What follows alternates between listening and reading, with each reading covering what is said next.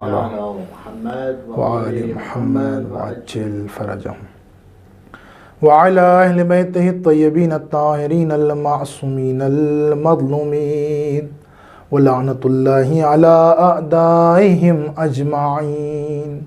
أما بعد، وقد قال الله تبارك وتعالى في كتابه المجيد وهو أصدق الصادقين وقوله الحق. بسم الله الرحمن الرحيم. لقد كرمنا بني آدم وحملناهم في البر والبحر ورزقناهم من الطيبات وفضلناهم على كثير ممن خلقنا تفضیلا. صلوات پڑھتے ہیں حضرت محمد پر. اللہم صلی علی محمد وآل محمد وعجل فرجہم. ناظرین کرام، آج تیسری گفتگو، یہ سلسلہ گفتگو جو آپ کی خدمت میں اس آیہ کریمہ کے ضمن میں پیش کیا جا رہا ہے، جس کا عنوان کرامت انسان اور اسلام ہے. یعنی دین اسلام مبین نے، قرآن نے اور اس کے اولیاء الہی، انبیاء الہی نے انسان کی کرامت کے سلسلے میں، انسان کے شرف کے سلسلے میں اور انسان کی رسپیکٹ اور ویلیو اور عزت اور قدر کے سلسلے میں کیا نظریہ قائم کیا ہے، اس پر گفتگو جاری و ساری ہے.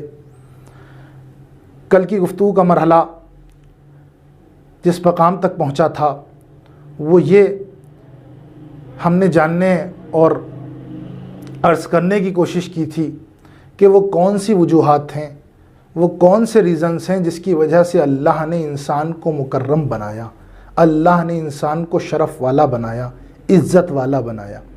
یہ غور کرنے کا مرحلہ ہے اور غور کرنے کی بات ہے کہ ایسی کیا وجہ ہے کہ جس کی وجہ سے پروردگار عالم نے انسان کو مکرم بنایا ہے. لہذا وہاں پر کچھ باتیں آپ کی خدمت میں عرض کی تھی، ایک فہرست احتمال کے طور پر کہ شاید یہ وجوہات ہو سکتی ہیں یا ان میں سے کوئی ایک وجہ ہو سکتی ہے کہ جس کی وجہ سے پروردگار انسان کو مکرم بنا رہا ہے. اس میں سے انسان کی خود انسان کی خلقت ہے اور خلقت کے کرشمے ہیں اور اس کی شاذ و نادر خلقت کا وہ انداز ہے کہ جو پروردگار عالم کی دیگر مخلوقات میں نظر نہیں آتا ہے. یا پھر عقل ہے، اس پہ بھی گفتگو کرنے کی گنجائش ہے اور انشاءاللہ آپ کی خدمت میں کچھ مطالب عقل کے عنوان سے کہ یہ ایک ایسا پہلو اور ایک ایسی نعمت ہے کہ جس کی وجہ سے انسان دیگر مخلوقات سے جدا ہو جاتا ہے اور ممتاز ہو جاتا ہے اور یہ اشرف مخلوقات کی فہرست میں آ جاتا ہے. تو یہاں گنجائش ہے، لیکن عرض یہ کرنا ہے کہ کل کا مرحلہ خلقت کے مرحلے تک تھا کہ خلقت انسان کی جداگانہ، اس لیے کہ اعضائے بدن پہ گفتگو ہو رہی تھی کہ پروردگار عالم نے انسان کے اعضائے بدن میں وہ عدالت کا اظہار کیا ہے یا وہ پرفیکٹنیس کا اظہار کیا ہے کہ جو چیز جس جگہ پہ رکھ دی ہے وہ ایک دم پرفیکٹ ہے، اس کا کوئی مقابلہ نہیں کر سکتا، وہاں پہ آ کے کوئی اعتراض نہیں کر سکتا. اسی لیے کہا جاتا ہے کہ انسان اگر صرف اور صرف اپنے وجود میں غور و فکر کر لے، مولا نے فرمایا ہے کہ انسان کا وجود، انسان کا نفس جو ہے وہ عالم اکبر ہے، ایک بہت بڑی یونیورس کا نام ہے انسان کا وجود، اس لیے کہ اس کے وجود میں اسرار الہی پوشیدہ ہیں. اس کے ہر اعضاء کی علت موجود ہے کہ کس بدن کے حصے کو کیوں ایسا بنایا گیا، کیوں یہاں پر رکھا گیا. میں یہاں پر صرف ایک مثال کے طور پہ بات کو واضح کر دوں کہ انسان کی اتنی عزت اور اتنی کرامت صرف اس وجہ سے ہے کہ اس کی ہر چیز میں باریکی سے جائزہ لیا گیا ہے اور اس کی علتوں کو بیان کیا گیا ہے. اس میں رموز پوشیدہ ہیں، اسرار پوشیدہ ہیں اور اسی لیے اس کو عالم اکبر کہا گیا ہے.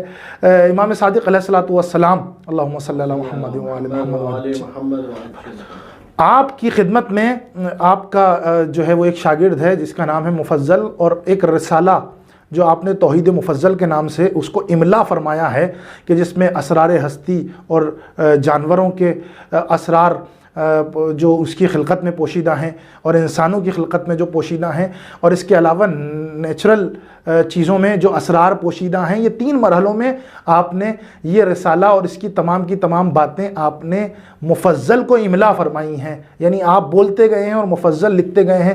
تو آپ اسرار اعضائے بدن کے سلسلے میں جہاں پر فرما رہے ہیں کہ انسان کے بدن کے کس حصے کو اس جگہ پر کیوں رکھا گیا ہے اور اس کی وجہ کیا ہے، وہاں پہ ایک مقام پہ فرماتے ہیں کہ مفصل تمہیں معلوم ہے، کیا تم نے کبھی غور کیا ہے، کیا تم نے کبھی فکر کی ہے کہ اللہ نے انسان کی آنکھوں کو اتنی بلندی پہ کیوں رکھا، یہ چراغ بصارت یہ مناروں کے اوپر کیوں رکھے، یعنی منارے یعنی وہی سر کے اوپر کیوں رکھ دیا، اتنی بلندی پہ کیوں رکھا گیا۔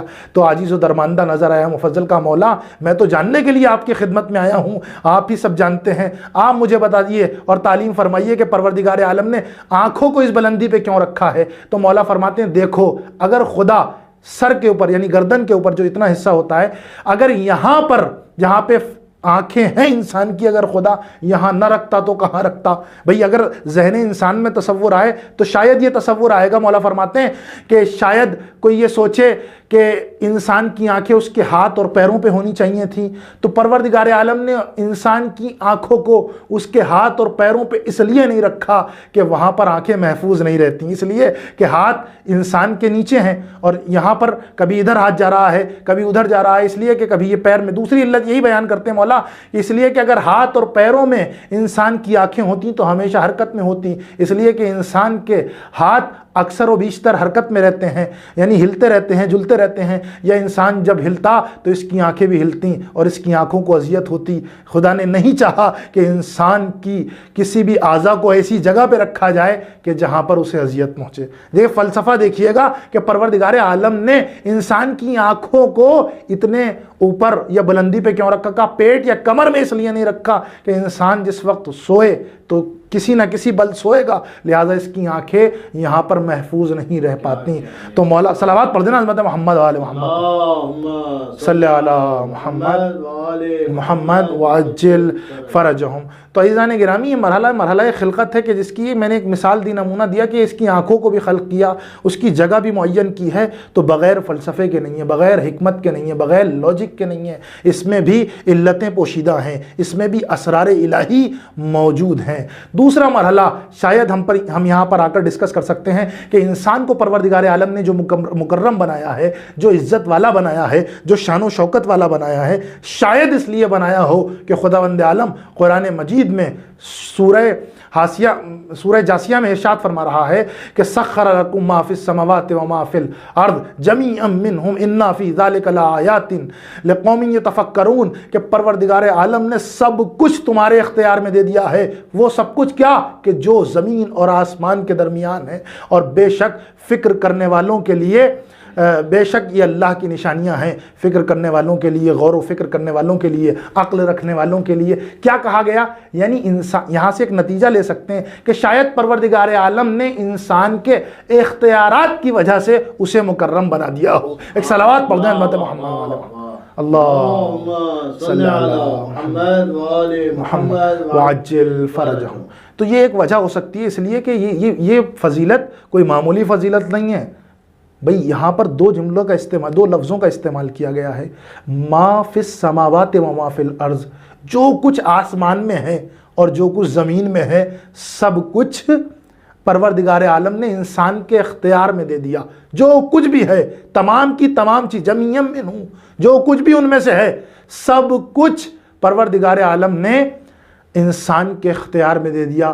اور ہم حقیقت میں اپنی پریکٹیکل لائف میں بھی دیکھتے ہیں کہ تمام کی تمام چیزیں انسان کے اختیارات میں نظر آتی ہیں۔ اگر ہم پانی دریا دیکھیں تو انسان کے اختیار میں ہے، اگر ہم آکسیجن دیکھیں تو انسان کے اختیار میں ہے، اس لیے کہ انسان کی حیات کا جو تسلسل اور سلسلہ ہے وہ انہی تمام چیزوں پہ ٹکا ہوا ہے۔ فضا دیکھیں تو اس کے اختیار میں ہے، زمین کی وسعت دیکھیں تو اس کے اختیار میں ہے، پہاڑوں کی بلندی دیکھیں تو اس کے اختیار میں نظر آتی ہے، یہ چرند و پرند دیکھیں تو اس کے اختیار میں نظر آتے ہیں، یہ سرسبز و شاداب جنگل دیکھیں تو اس کے اختیار میں آتے ہیں۔ یہ آپ غور کریں کہ یہ تمام تر میوہ جات پھل کہ جو ایک سے ایک خوبصورت اور خوش مزہ اور ذائقہ مند ہیں، تمام کے تمام انسان کے اختیار میں نظر آتے ہیں۔ تبھی تو پروردگار عالم کہہ رہا ہے کہ میں نے سب کچھ انسان کے اختیار میں دے دیا، جانور انسان کے اختیار میں دے دیے، نباتات انسان کے اختیار میں دے دیے، چرند و پرند انسان کے اختیار میں، تمام سبزیاں اور میوہ جات انسان کے اختیار میں دے دیے۔ لیکن یہاں پر ایک سوال پیدا ہوتا ہے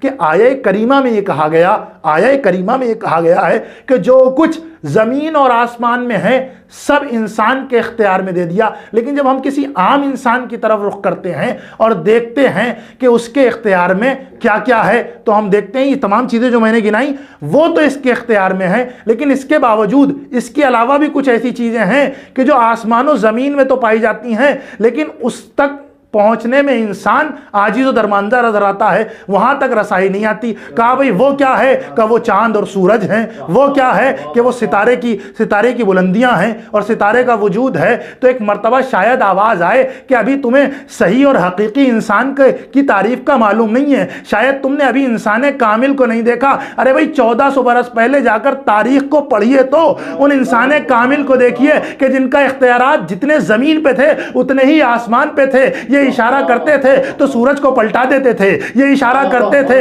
تو چاند کے دو ٹکڑے کر دیتے تھے، اور یہ اشارہ کرتے تھے تو ستاروں کو اپنے در پہ بلا لیتے تھے۔ صلوات پڑھ دیں حضرت محمد و آل محمد، صلی اللہ محمد و آل محمد وعجل فرجہم۔ تو اب اختیارات دیکھیے کہ کیا کیا اختیار پروردگار نے انسان کو دیا، تو وہ انسان کامل بھی دنیا میں لا کے رکھ دیے کہ جو اس آیہ کریمہ کا اصل اور حقیقی مصداق کہلائیں، کہ حقیقی مصداق وہ ہیں۔ اچھا، بات میں ابھی کیونکہ عمومی انسانوں پہ ہو رہی ہے، عام انسانوں کے متعلق ہو رہی ہے، وہ پروردگار عالم کے برگزیدہ بندوں تک بات نہیں پہنچی ہے۔ عام انسان جو دنیا میں زندگی گزارتے ہیں، کیونکہ عنوان اس انسان کے تحت لیا گیا ہے، اور حقیقی معنی میں دیکھا جائے تو انسان کامل کے حقیقی مصداق ہم اور آپ نظر نہیں آتے، بلکہ کچھ اور شخصیات ہیں کہ جو نظر آتی ہیں۔ لیکن بات یہاں پہ عام انسانوں کی چل رہی ہے کہ پروردگار عالم نے ان کے اختیار میں ان تمام تر چیزوں کو دے دیا۔ یہ تمام چیزیں جو ہمیں دنیا میں نظر آتی ہیں، یعنی یہ چرند پرند، حیوانات، جانور، یہ سب انسان کے اختیار میں ہیں۔ یہ جانور آپ دیکھیں، اپنی پریکٹیکل لائف میں دیکھیں کہ کس طریقے سے انسان کے اختیار میں ہیں۔ یہ اس طریقے سے انسان کے اختیار میں نظر آتے ہیں کہ جانوروں پہ جب رخ کیا جاتا ہے تو ان کو یہ سواری کے طور پہ انسان کے اختیار میں نظر آتے ہیں۔ بھئی آپ دیکھیں، آج سواریاں کا جو نظام ہے وہ دوسرا بدل گیا، لیکن ایک زمانہ ہوا کرتا تھا، اور آج بھی دیہاتوں میں اس طرح کی سواریوں کا انتظام رہتا ہے کہ جانوروں سے سہارا لیا جاتا ہے سواریوں کا، کہ سواری کے طور پہ بھی یہ ہمارے اختیار میں دیے گئے۔ جب مرحلہ غذا اور رزق کا آیا تو ان کا گوشت اور ان کا دودھ ہمیں ہمارے رزق کے طور پہ ہمارے اختیار میں دیا گیا۔ جب بات ہمارے لباس کی آئی تو پروردگار عالم نے ان کی کھالوں کو ہمارا لباس بنا دیا۔ صلوات پڑھ دینا حضرت محمد والے محمد کو، اللہم صلی علی محمد وآل محمد وعجل فرجہم۔ تو عزیزان گرامی، بات یہ ہے کہ پروردگار عالم نے ہر شے کو انسان کے لیے مسخر کر دیا ہے، اس کے اختیار میں دے دیا ہے۔ کوئی شے دنیا کی ایسی نہیں ہے کہ جو اس کے اختیار میں موجود نہ ہو۔ یہ جانور انسان کے اختیار میں ہے۔ ہاں، ایک مسئلہ اور ایک مرحلہ یہ آ جاتا ہے کہ بھئی آپ اعتراض کرنے والے لوگ یہاں پہ آ کے اعتراض کر دیتے ہیں۔ آج بھی دنیا میں ہوتا ہے، بہت سے ادیان، اور وہ خیر اسلام دشمنی یا اسلام کو اپنی سازشوں کا شکار بناتے ہیں، اس لیے اعتراض کرتے ہیں، ورنہ کوئی لاجک ان کے پاس اعتراض کرنے کا نہیں ہے، بھلے ہی وہ لاجک کو بہانہ بناتے ہوں کہ بھئی یہ کیا دین ہے کہ اس میں جو ہے وہ جانوروں کے کوئی حقوق نہیں ہے، جانوروں کو ذبح کیا جاتا ہے، جانوروں کو انسان کے لیے جو ہے پیش کر دیا جاتا ہے، اور آتے ہیں اور جانور کو جو ذبح کر دیتے ہیں۔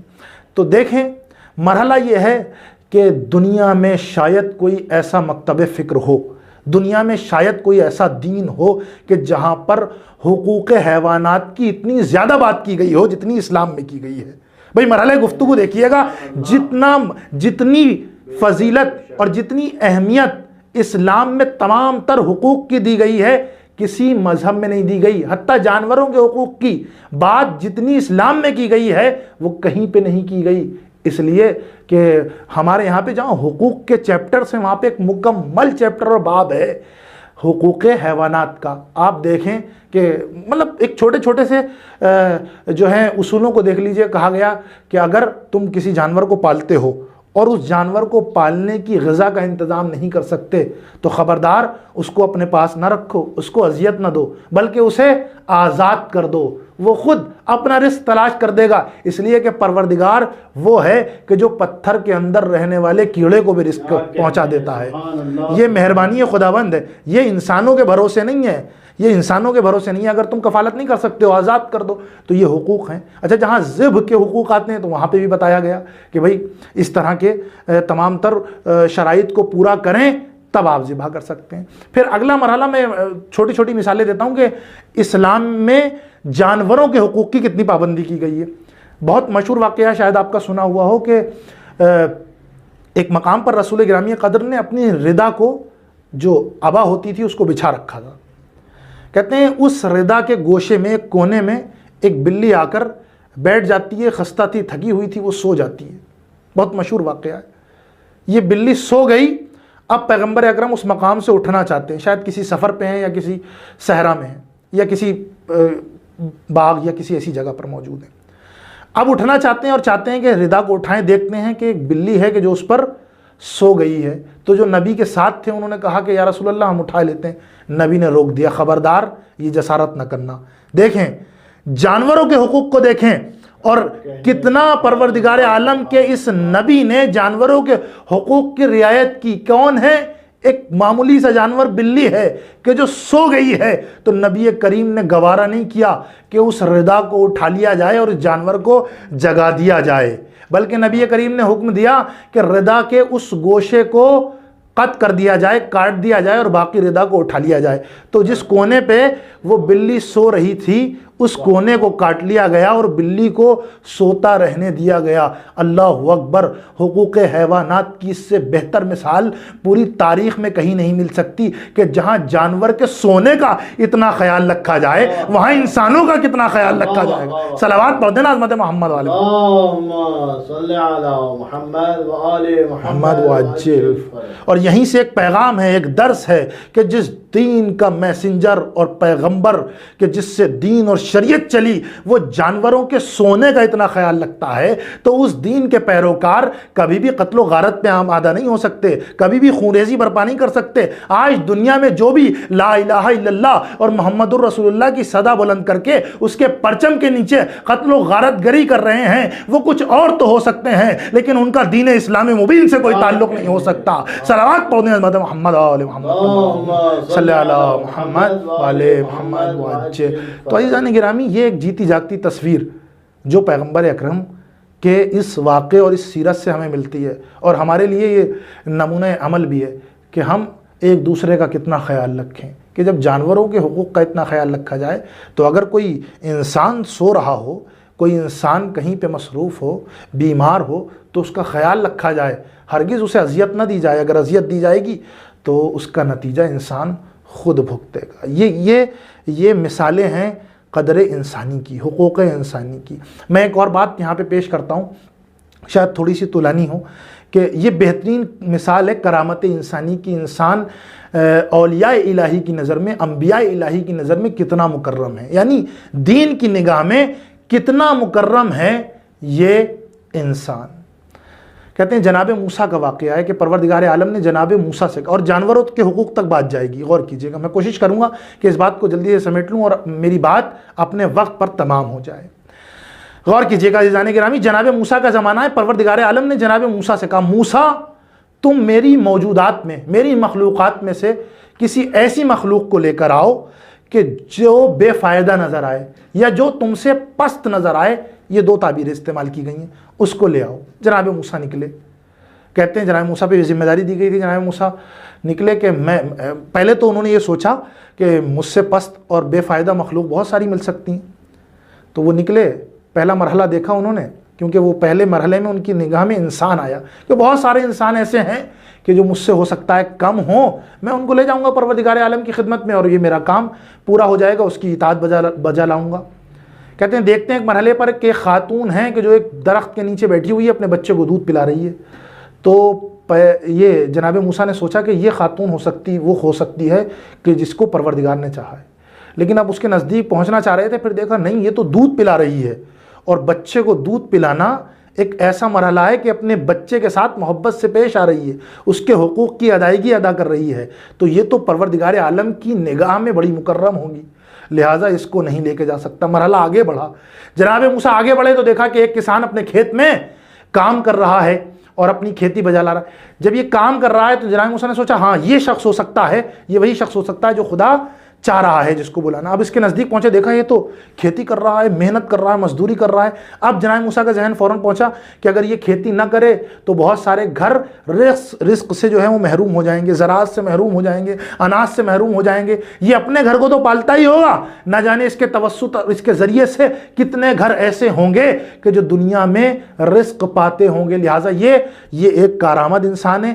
یہ ایسا نہیں ہے۔ مجھے یہ لگتا ہے کہ نگاہ پروردگار میں شاید یہ مجھ سے زیادہ بہتر ہو۔ قدر انسانی کو جانیے گا، کرامت انسانی کو جانیے گا، انسان کی قدر اور عزت کو سمجھیے گا کہ جو نمائندہ الہی ہوتا ہے، جو اللہ کا بھیجا ہوا ہوتا ہے، اس کی نگاہ میں انسان کی کتنی قدر و منزلت ہوتی ہے۔ آگے پہنچے، اب دیکھا کہ ایک بدبودار شخص ہے، اس کے بدن سے بدبو آ رہی ہے، تعفن اٹھ رہا ہے اس کے بدن سے، تو یہ دیکھ کے کہتے ہیں ہاں یہ شخص ہو سکتا ہے کہ جو مجھ سے پست ہو اور یہ مطلب بے فائدہ ہو، اس کو پروردگار کی بارگاہ میں لے جاؤں کہ جہاں پہ پروردگار نے وعدہ کیا ہے کہ اس مقام پر لے کے آؤ۔ اب جو اس کے نزدیک پہنچے تو دیکھا کہ یہ شخص جس کے بدن سے بدبو آ رہی تھی، جس کے کپڑے گندے تھے، جس کے کپڑے کثیف تھے، جس کے یہاں سے تعفن آ رہا تھا، اٹھ رہا تھا، تو یہ شخص کون شخص تھا؟ یہ وہ تھا کہ جو شہر کی کثافت کو اٹھاتا تھا، گندگی کو صاف کرتا تھا، اور یہ وہ شخص تھا کہ جو کوڑا کرکٹ صاف کیا کرتا تھا اور شہر کو خوبصورت بنایا کرتا تھا۔ تو یہاں جا کر جناب موسیٰ حیرت میں پڑ گئے کہ میں جو سوچ رہا تھا شاید وہ درست نہیں تھا، یہ وہ شخص نہیں ہے کہ جو دنیا میں سب سے پست ہو یا مجھ سے پست ہو، یہ وہ شخص نہیں ہے کہ جو دنیا میں بے فائدہ ہو، یہ تو بڑا عمدہ کام کرتا ہے، یہ تو وہ کام کرتا ہے کہ سارے شہر کو پاک و پاکیزہ بنا دیتا ہے، کثافت کو دور کر دیتا ہے، گندگی کو دور کر دیتا ہے۔ تو یہاں جناب موسیٰ نے اس کو اپنے سے کم نہیں سمجھا، بھئی ایک درس دیا، ایک پیغام دیا جناب موسیٰ نے۔ انبیاء الہی اپنی تعلیم سے، اپنے عمل سے تمام عالم انسانیت کو ایک پیغام دیتے ہیں۔ جناب موسیٰ کا یہ واقعہ ہمیں پیغام دے رہا ہے، دیکھو ہرگز کسی انسان کو اس کے پیشے کو کسی انسان کے پیشے کو دیکھ کر کوئی فیصلہ نہ کرنا، اسے کمتر نہ سمجھنا، اسے کم نہ سمجھنا، بلکہ نگاہ الہی سے دیکھنا، کیونکہ وہ ایک انسان ہے اور انسان کے لیے خدا کہہ رہا ہے وَلَقَدْ كَرَّمْنَا بَنِي آدَمَ، ہم نے انسان کو مکرم بنایا ہے۔ صلوات پڑھنے ہیں حضرت محمد اللہم صلی علی محمد وعلی محمد وعجل۔ تو یہ سلسلہ کرامت انسان کا کہ جو انبیاء الہی نے بتایا، اوصیاء الہی نے بتایا، خدا کے نمائندوں نے بتایا کہ دین، قرآن اور انبیاء انسان کو اس ڈھنگ اور رنگ سے دیکھتے ہیں۔ اچھا، اس کے آگے کا مرحلہ بھی ہے، بات حقوق حیوانات کی چل رہی تھی کہ حقوق حیوانات کو دین نے کس طرح سے دیکھا۔ جناب موسیٰ نے اور 4 دن یہاں پر رک کے فکر کی، سوچا، تدبر کیا کہ پروردگار نے تو مجھ سے یہ کہا تھا کہ کسی مخلوق کو لے آنا، کسی موجود کو لے آنا، مجھ سے تو انسان کی بات ہی نہیں کی تھی، میں انسانوں میں پستی کو ڈھونڈ رہا تھا۔ بھئی عجیب بات ہے، جناب موسیٰ فکر کر رہے ہیں کہ میں انسانوں میں پستی کو ڈھونڈ رہا تھا اور انسانوں میں پستی مجھے نظر نہیں آئی۔ یہ کرامت انسانی کا ایک اعلیٰ ترین نمونہ تھا کہ جناب موسیٰ نے اپنی نگاہ سے دیکھا تو انسانوں میں پستی نظر نہیں آئی۔ اب یہ کیسے انسان ہے کہ جو ایک دوسرے کے لیے ایک دوسرے کو پستی کی نگاہ سے دیکھ رہے ہیں؟ بھئی یہ ایک مقام فکر ہے ہمارے لیے۔ بہرحال مرحلہ آگے بڑھا، جناب موسیٰ یہ سوچ کے نکلے اب اگلے دن کہ اب انسانوں میں نہیں، چلو جانوروں میں تلاش کرتے ہیں، جانوروں میں تو ضرور کوئی ایسا مل جائے گا کہ جو مجھ سے پست ہو اور بے فائدہ نظر آتا ہو۔ جناب موسیٰ کہتے ہیں صبح صبح نکلے تو دیکھا کہ نظر ایک گائے پر پڑی، گائے کو دیکھا آپ نے تو کہا یہ ہو سکتی ہے، لیکن اس کے نزدیک پہنچے، غور و فکر کیا کہ نہیں یہ کیسے ہو سکتی ہے، اس لیے کہ یہ تو ہمیں دودھ دیتی ہے، اور دودھ ایک پروردگار عالم کی ایک نعمت ہے جس کو انسان جس سے استفادہ کر کے استعمال کر کے اس کو جو ہے وہ طاقتور بنتا ہے اور اس کے پینے میں ایک رزق کا کام کرتی ہے، اور حتیٰ یہ کہا کہ اس کا فضلہ تک جو ہے وہ ایندھن کے کام آتا ہے، لہٰذا یہ تو بیکار نہیں ہے، یہ تو بے سود نہیں ہو سکتی، بے فائدہ نہیں ہو سکتی۔ اب آگے بڑھے تو ایک گھوڑے پہ نگاہ پڑی، گھوڑے کو دیکھا کہا یہ ہو سکتا ہے۔ اب جو اس پہ غور و فکر کیا جناب موسیٰ نے کہا نہیں یہ نہیں ہو سکتا، اس کی وجہ یہ ہے کہ یہ تو مرکب ہے، یہ تو سواری ہے، یہ تو لوگوں کو یہاں سے وہاں پہنچاتا ہے، یہ تو بہترین کام کا ذریعہ ہے کہ جس کے ذریعے سے انسان اپنی زندگی میں بہت سارے کام انجام دیتے ہیں۔ پھر آگے بڑھے تو ایک گدھے پہ نگاہ پڑی کہ اسے شاید یہ مطلوب ہو، پروردگار اسے چاہتا ہو اور یہ پست ہو مخلوقات میں سے۔ لیکن غور کیا اور فکر کی تو جناب موسیٰ نے یہ اپنے اندر سوچا کہ نہیں یہ نہیں ہو سکتا، اس لیے کہ یہ تو لوگوں کے وسائل اور سامان اٹھانے میں حمل و نقل کا کام کیا کرتا۔ آگے بڑھے تو اب ایک کتے پہ نگاہ پڑ گئی جناب موسیٰ کی۔ اب جو کتے کو دیکھا تو کہنے لگے یہی وہ مخلوق ہے جسے پروردگار چاہتا ہے کہ یہ وہ پست ہے اور مجھ سے بھی پست ہے۔ اب لیکن دیکھا کہ یہ جو کتا ہے یہ بیکار نہیں ہے، خالی نہیں ہے، ٹھالی نہیں ہے، بلکہ یہ اپنے مالک کا وفادار ہے، اس کی دیکھ ریکھ کر رہا ہے۔ اور صرف مالک کی دیکھ ریکھ نہیں کر رہا بلکہ مالک کی ملکیت میں جو غلہ ہے، جو بھیڑ اور بکریاں ہیں، ان کی بھی حفاظت کر رہا ہے۔ تو ایک جانور کو اس نگاہ سے جناب موسیٰ نے دیکھا کہ وہ حفاظت کر رہا ہے۔ آگے بڑھے تو ایک بلی پہ نگاہ کی، شاید اسے جو ہے وہ یہ مطلوب ہو، اس کو لے جاؤں۔ لیکن پھر رکے، فکر کیا، غور کیا کہ یہ نہیں ہو سکتی۔ کیوں؟ کیونکہ یہ تو چوہوں کے کھانے میں کام آتی ہے، چوہے جو دوسری چیزوں کو نقصان پہنچاتے ہیں۔ آگے بڑھے تو پھر چوہے کو دیکھا، چوہے پہ نگاہ گئی تو کہا چلو اسے لے چلیں۔ لیکن پھر فکر کی، پھر غور کیا، کہا نہیں یہ تو زمین کے اندر رہنے والے ایسے کیڑوں کو کھا جاتا ہے، ایسی چیزوں کو کھا جاتا ہے کہ جو زمین کی کھیتی میں جو ہے وہ نقصان پہنچاتے ہیں۔ تو اس نگاہ سے جناب موسیٰ نے جانوروں کو دیکھا۔ آپ دیکھیے، غور کیجئے، ذرا فکر کیجئے اور درس لیجئے، پیغام لیجئے جناب موسیٰ کے اس واقعے سے کہ جناب موسیٰ تمام کے تمام جانوروں کو بھی اس نگاہ کریمانہ سے دیکھ رہے ہیں۔ اس کے آگے بڑھے تو اب ایک ایسی مخلوق کو پایا، تھی تو وہ صنف میں کتا، لیکن اس کے یہاں اس کی ایک آنکھ جو ہے ختم ہو چکی تھی، خراب ہو چکی تھی، اس کے پیر ٹوٹ چکے تھے، اس کے سر میں ایک زخم تھا جس میں کیڑے پڑے ہوئے تھے۔ کہ یہ تو کسی کام کا نہیں ہو سکتا۔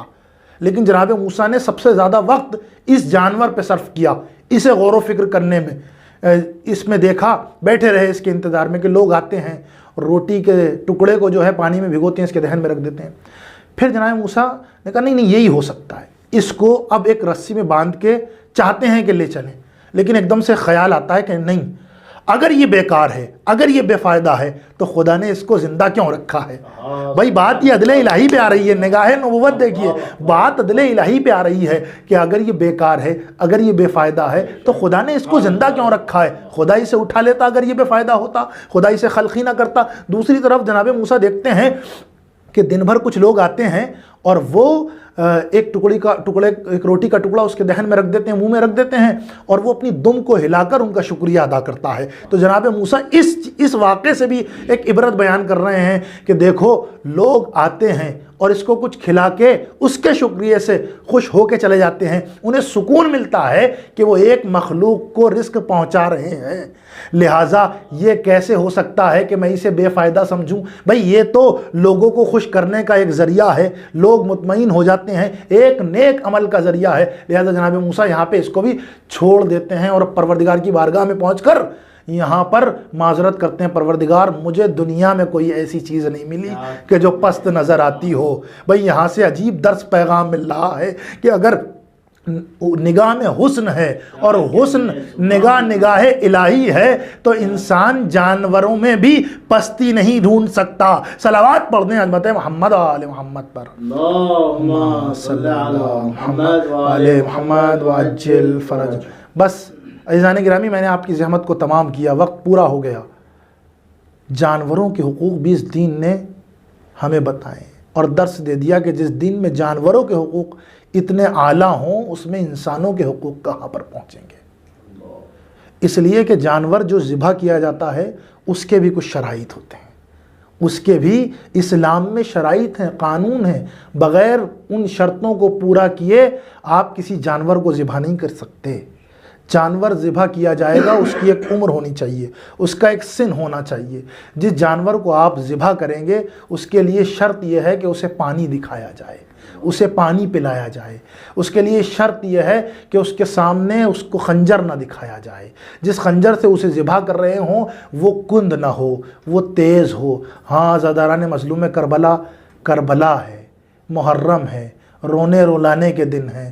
تصور کیجئے گا آپ کہ حسین کی شہادت میدان کربلا میں ہو گئی، لیکن ذرا چوتھے امام سے پوچھئے کہ جب آپ بازار میں نکلتے تھے اور کسی قصابی پہ نگاہ پہنچتی تھی تو قصاب کو جب جانور ذبح ہوتے ہوئے دیکھتے تھے کہ وہ جانور کو ذبح کر رہا ہے تو اس کے نزدیک پہنچ جاتے تھے اور پہنچ کے کہتے تھے ذرا مجھے یہ بتا کہ جو قربانی، جو ذبح کے قانون ہیں، کہ جو شرائط ہیں تو نے وہ پورا کیے؟ کہ مولا کون سی شرطیں، کون سا قانون، کہ کیا تو نے اس جانور کو ذبح کرنے سے پہلے پانی پلایا؟ تو ایک مرتبہ قصاب ہاتھوں کو جوڑ کے کہتا تھا مولا میں نے ایک بار نہیں، میں نے 3 بار پانی پلایا۔ اجرکم اللہ، خدا آپ کو کسی غم میں نہ رلائے سوائے غم مظلوم کربلا کے۔ ایک مرتبہ جیسے ہی مولا اس سے سنتے ہیں کہ 3 مرتبہ اس جانور کو پانی پلایا، ارے کربلا کا رخ کرتے ہیں، کہتے ہیں میرے بابا آپ پر میرا سلام ہو، ارے ایک جانور کو ذبح کیا جاتا ہے تو اسے 3 مرتبہ پانی پلایا جاتا ہے، اے میرے بابا آپ تو 3 دن کے بھوکے پیاسے تھے، ارے آپ کو میدان کربلا میں شمر نے اپنے خنجر سے ذبح کیا۔ اجرکم اللہ، خدا آپ کو کوئی غم نہ دے سوائے غم مظلوم کربلا کے۔ عزادارو، بس میں ایک روایت پڑھنا چاہتا ہوں جناب مسلم کی شہادت سے متعلق، گریہ کر لیجئے گا، وقت بھی نہیں ہے کہ پورے مصائب اور پوری شہادت کو پڑھا جائے۔ جناب مسلم مومنہ کے گھر میں ہیں، توآ کے گھر میں ہیں، رات میں یہاں پر موجود ہیں، لیکن جس وقت مومنہ کا لڑکا آتا ہے اور اپنی ماں کو دیکھتا ہے کہ کبھی حجرے میں جاتی ہے، کبھی حجرے سے باہر آ جاتی ہے، پوچھتا ہے کہ کیا وجہ ہے کہ تم اندر جاتی ہو اور واپس آ جاتی ہو، تو ایک مرتبہ ماں نے کہا یہ ایک راز ہے، اگر تم اس کی امانت کرو تو میں بتاؤں، آج ہمارے گھر میں مسلم غریب مہمان ہیں۔ ارے کون مسلم؟ وہ مسلم کہ جس کے ہاتھ پر اب سے پہلے 12,000 سے 18,000 لوگوں نے بیعت کی تھی، وہ مسلم کہ جو لوگوں کے یہاں پر مہمان تھا، جس کے چاہنے والے تھے، آج مسلم کوفے میں اکیلا ہے۔ ایک مرتبہ جیسے ہی اس نے یہ سنا، اس لیے کہ یہ ابن زیاد کا ایک کارندہ تھا، ہاں عزاداران مظلوم کربلا، صبح نمودار ہوئی، یہ فوراً گھر سے باہر نکلا، مسلم بیدار ہوئے، وضو کیا، مصلی عبادت کو بچھایا، ارے اب نماز پڑھی، نماز کے بعد اب تن پہ لباس جنگ زیب تن کر لیا۔ ہاں عزادارو، تاریخ کے جملے ہیں، مقتل کے جملے ہیں کہ یہ مومنہ کا بیٹا ابن زیاد کے پاس پہنچا اور کہا مسلم تو ہمارے گھر میں ہیں۔ ہاں عزادارو، محمد ابن اشعث نے فوجوں کو بھیجنا شروع کیا اور 500 کی تعداد میں لشکر آ گئے تو آ کے گھر کو گھیر لیا گیا۔ جیسے ہی گھوڑوں کی ٹاپوں کی آوازیں مسلم کے کانوں میں پہنچی، مسلم دروازے سے باہر نکلنا چاہتے ہیں، مومنہ نے روک لیا۔ ارے مولا کی چاہنے والی تھی، گوارا نہ کیا کہ ایک غریب ارے گھر سے باہر نکل جائے اور قتل ہو جائے۔ ارے وہ میدان کربلا جہاں غریب الدیار حسین ہے، صرف 72 کی تعداد ہے، ارے کوئی بچانے والا نہیں ہے۔ اجرکم اللہ، خدا آپ کو کسی غم میں رلائے سوائے غم مظلوم کربلا کے۔ تصور کیجئے گا، مومنہ نے روکا تو ایک مرتبہ مسلم نے کہا میں ہاشمی خون ہوں، مجھ سے گوارا نہ ہوگا۔ تصور کیجئے گا عزادارو، مجھ سے گوارا نہ ہوگا، مجھ سے یہ برداشت نہ ہوگا کہ ایک مومنہ کے گھر ارے نامحرم اندر چلے آئیں اور میں اپنی غیرت کو لیے اس گھر میں بیٹھا رہوں۔ میں کہوں گا مسلم تم بڑے غیرت دار ہو، ارے ذرا بعد قتل حسین کربلا میں ہوتے، عباس ترائی پہ سو رہے ہیں، ارے حسین مقتل میں سو رہے ہیں، ارے خیام حسینی میں آگ لگا دی گئی ہے، ارے بیویوں کا پردہ چھین لیا گیا ہے۔ سیعلم الذین ظلموا ای منقلب ینقلبون، انا للہ و انا الیہ راجعون۔